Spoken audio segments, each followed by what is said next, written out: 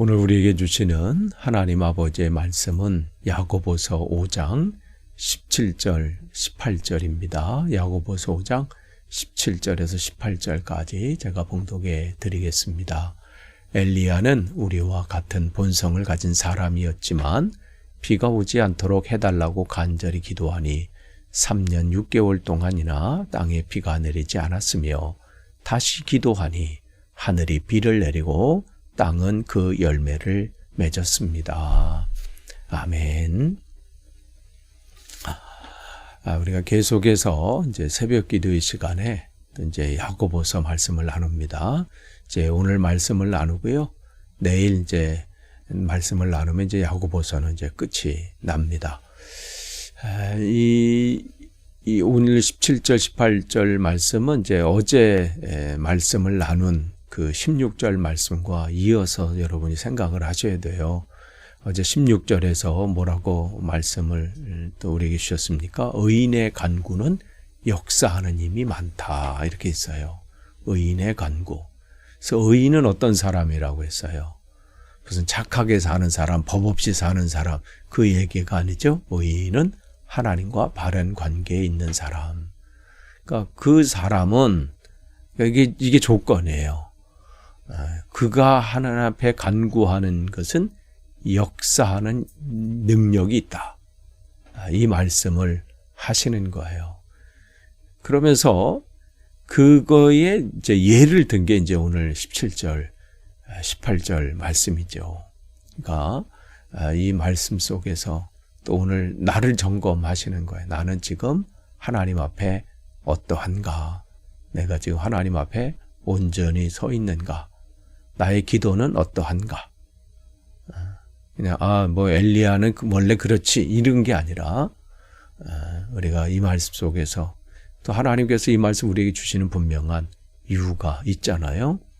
근데 그 엘리야 그럼 우리가 대단한 우리가 잘 아는 특별히 열왕기상 18장에 보면 그야말로 세상에 그걸로 보면 850대 1로 싸운 사람이에요. 영적인 싸움에서 남들이 볼 땐 그냥 시작할 때는 얼마나 조롱을 했습니까? 이건 뭐 게임 하나만 하고 사람들도 우습게 생각했고 그러나 결과는 어땠어요? 놀라운 하나님의 그를 통해서 하나님의 크기의 일들이 나타난 거예요. 하나님은 이러한 분이시고 또 오늘 이 시대에도 그러한 역사들을 나타내시기에 충분하신 분이에요.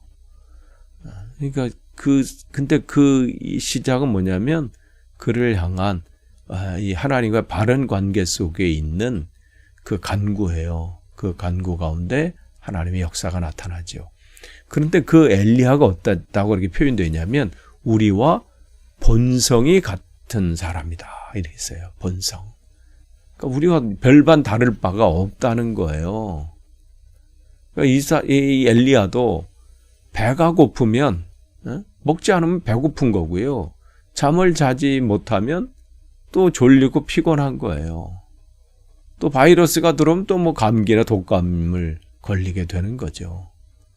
그러니까 우리랑 별반 다름이 없음을 말씀해 주시는 거예요.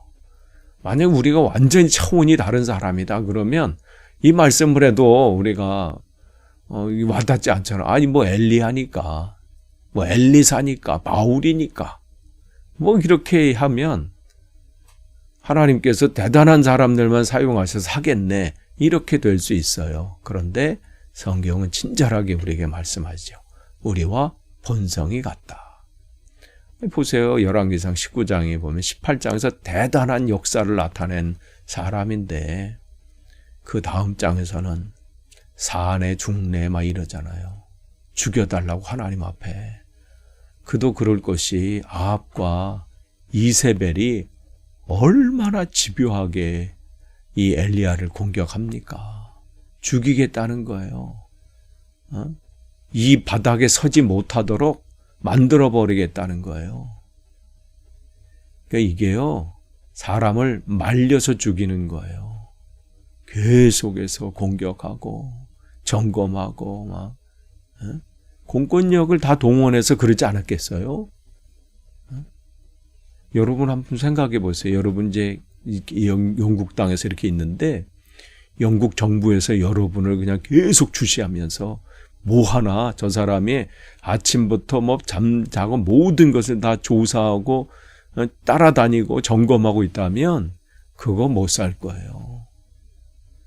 엘리야도 그런 상황이에요. 거기에 이제 무너져 버리는 마음 똑같은 거예요. 그러니까 우리나 별반 다름이 없이 갈등이 있고 회의에 빠지기도 하고 고민하고 염려도 또 지치고 이런 사람이라는 거죠.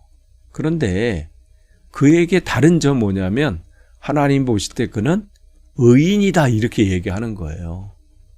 즉 하나님과 바른 관계에 있다.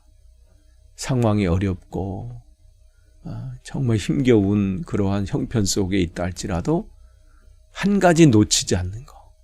말은 원망하는 말도 있고 불평하는 말도 있을 수 있고 짜증내기도 하고 흔들리기도 하지만 끝까지 붙잡는 건 뭐냐면 주요 하나님 이름을 붙잡는 거예요. 어떤 사람이 뭐라고 하도 때로는 흔들릴 수 있어요. 사람의 말 때문에 흔들리고 상처를 받기도 하고 또 상황이 또 그러면 또 마음도 흔들리고 무너지고 고민도 되고 그렇지만 한 가지 하나님과 나는 하나님 떨어질 수가 없는 거죠. 그러니까 이런 사람의 기도는 역사하는 힘이 있다. 능력이 나타난다. 그랬어요. 그래서 본성이 같은 사람이지만 그래서 그가 비가 오지 않도록 해달라고 간절히 기도하니 그랬어요. 목적을 가지고 기도할 때에 비가 내리지 않았던 거예요. 근데 간절히 기도하는 거예요. 그냥 기도해야 되니까 또 기도하라고 하니까 그게 아니라 그걸 통해서 지금 이 엘리야는 자기의 능력을 드러내겠다는 게 아니잖아요. 자기를 과시하는 그게 아니에요. 그 마음은 뭐냐면 하나님이 드러나는 거예요. 그래서 우리의 기도의 제목은요. 이렇게 확장이 되고 이렇게 성숙해야 돼요. 물론 처음부터 그럴 수는 없죠. 그러나 우리의 기도에 이 목표가 있잖아요. 목표는 결국은 하나님이 드러나는 기도, 하나님이 원하시는 기도로 그렇게 이제 좁혀지고 또 그렇게 확장되어서 나가야 되죠. 그래서 간구한 거예요. 이 부분이 이제 이 간구하는 부분이 열왕기상 17장하고 18장에 나오는 내용이에요. 예, 그런데 이제 열왕기상 18장을 보면 3년이라 이렇게 이게 기록되어 있어요. 그런데 야고보는 여기 이제 3년 6개월로 이렇게 돼 있죠. 근데 예수님께서도 또 야고보와 같이 엘리야 시대에 이제 3년 6개월이 됐다 이렇게 말씀하시는 거 보면 예수님께서 알고 계시는 부분, 그러니까 성경에서는 3년이든 3년 6개월이든 4년이든 그게 사실은 중요한 게 아니라 하나님께서 한 사람을 통해서 그런 일들을 진행하시고 또 그 계획하신 일들이 이루어지고 성취된다는 것, 그것을 말씀하시는 게 중요한 것이죠. 어떻게 됐든 그가 그걸 통해서 지금 아합과 또 그를 따르는 이들, 그들의 하나님이 어떠한 분인지를 드러내시는 것이 하나님의 목적이세요. 그러니까 하나님은 오늘 이 시대도 마찬가지예요. 하나님 앞에 신실한 그 하나님의 백성을 통해서 그 교회를 통해서 하나님의 위대하심을 드러내기를 원하세요. 교회의 대단한 걸 나타내길 원하시는 것도 아니고 그 사람의 능력을 나타내길 원하시는 게 아니라 하나님의 크게 일들을 나타내길 원하세요. 누구를 통해서? 하나님의 몸되어 사는 그 마음에 하나님이 우선인 그 사람을 통해서 그 신실한 마음을 가지고 있는 그 사람을 통해서 나타내길 원하시는데 그렇게 해서 기도했을 때 비가 오지 않은 거예요. 근데 다시 기도한 18절에 보니까 다시 기도하니 하늘이 비를 내리고 땅은 그 열매를 맺었습니다. 누가 하시는 거예요? 하나님이 하시는 것이죠. 엘리야는 그분의 통로였던 거예요. 그러니까 하나님의 계획을 하나님은 엘리야를 통해서 그 하나님을 불신하고 불신앙의 길을 걷고 우상 숭배하고 거짓 선지자들, 무당들, 그를 섬기는 모든 이들에게 하나님의 위대하심을 보여주시는 겁니다. 그러니까 이 시대도 마찬가지예요. 뭐 이단들이 득세하는 것 같고 우상들이 또 이단들이 또 여러 가지 잡신들이 우세하고 대단한 위력을 발휘하는 것 같아도 결국은 하나님의 때에 하나님의 방법으로 정리하실 것이고 또 하나님의 크기의 일들을 이 시대에 드러내실 겁니다. 그러니까 지금 야고보는 이 교회를 향해서 지금 엘리야를 예를 들어서 연약한 우리들이지만 그 일은 우리가 연약한 교회가 하는 것도 아니고 우리 눈에 볼 때는 우리 교회가 또 내가 뭘 할 수 있을까? 거기에 매몰되면 아무것도 못 하잖아요. 그러나 우리와 성정이 같은 그러한 엘리야를 통해서 놀라운 일을 이루신 하나님께서 지금 처음 교회 정말 신앙생활 하기가 쉽지 않은 그러한 교회를 통해서도 하나님께서 놀라운 일들을 이루신다. 이 부분을 말해주고 싶은 거죠. 그러니까 하나님께서 야고보를 통해서 말씀하시는 거예요. 이 엘리야가 어떠한 일을 드러냈는지, 그가 위대해서가 아니라, 그가 대단한 사람이어서가 아니라, 내가 하나님과 바른 관계 속에 있는 엘리야를 통해서 내가 어떤 일을 한 것을 너희들이 알고 있고 또 본 것처럼 이 시대도 그 기대를 하라는 거예요. 소망을 하나님께 두라는 거예요. 그럼 하나님께서 그 교회를 통해서 그 하나님을 신실하게 바라보고 의지하는 그 사람을 통해서 역사하신다는 것이죠. 이 맛을 아는 사람이 기도하게 되고요.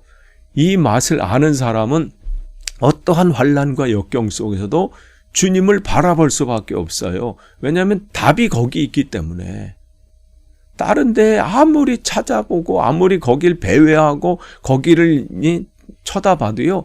해결함이 없어요. 진짜 해결은 하나님이십니다. 그거를 우리에게 보여주신 거예요. 저와 여러분이 이 시대 하나님께서 다시 한번 또 오늘 하루도 허락하시고 또 생명을 연장하신 데는 이유가 있어요. 여러분을 통해서 또 우리를 통해서 하나님이 드러나길 원합니다. 기도하겠습니다. 하나님, 오늘도 우리에게 귀한 하루를 허락하시고 이 하루를 또 주님 말씀으로 시작하게 하시니 감사합니다.